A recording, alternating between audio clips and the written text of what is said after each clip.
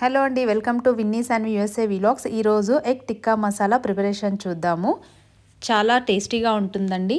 రైస్కి, చపాతీకి, బగారాకి చాలా బాగుంటుంది. బిర్యానీకి కూడా చాలా టేస్టీగా ఉంటుంది.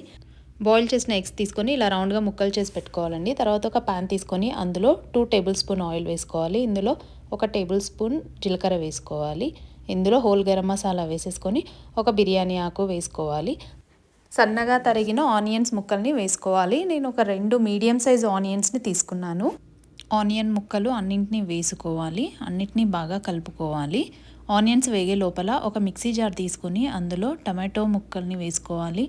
5 పచ్చిమిర్చి, కొంచెం కొత్తిమీర, 2 వెల్లుల్లిపాయలు, పుదీనా, రుచికి సరిపడినంత ఉప్పు వేసుకొని మిక్సీ పట్టుకోవాలి. ఇలా కన్సిస్టెన్సీ వస్తుంది. ఉల్లిపాయలు వేగిపోయాయండి. ఇందులో 1/2 టేబుల్ స్పూన్ పసుపు, 2 టేబుల్ స్పూన్ల మిర్చి పౌడర్, 1 టేబుల్ స్పూన్ ధనియాల పొడి, 1/2 టేబుల్ స్పూన్ గరం మసాలా, రుచికి సరిపడినంత ఉప్పు వేసుకొని బాగా కలుపుకోవాలి. ఈ మసాలాలన్నీ మాడిపోకుండా కొద్దిగా వాటర్ యాడ్ చేసుకోవాలి. మసాలాలన్నీ బాగా కలిసే విధంగా కలుపుకోవాలి.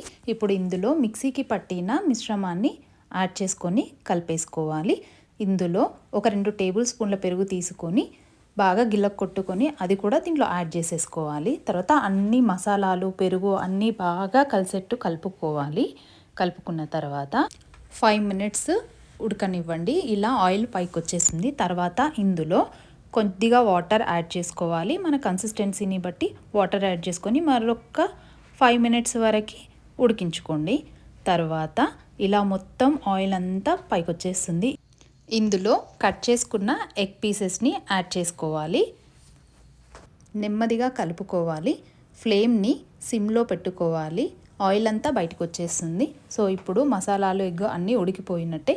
ఇప్పుడు మళ్ళీ ఒకసారి కలిపేసుకొని కొత్తిమీరతో గార్నిష్ చేసుకోవాలి. ఎంతో టేస్టీగా ఉండే ఎగ్ టిక్కా మసాలా రెడీ. ఈ వీడియో నచ్చినట్లయితే ప్లీజ్ లైక్ చేయండి, షేర్ చేయండి, సబ్స్క్రైబ్ చేసుకోండి.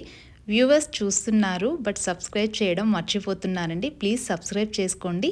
మా ఈ ఛానల్ని ఎంకరేజ్ చేయండి. Thank you so much.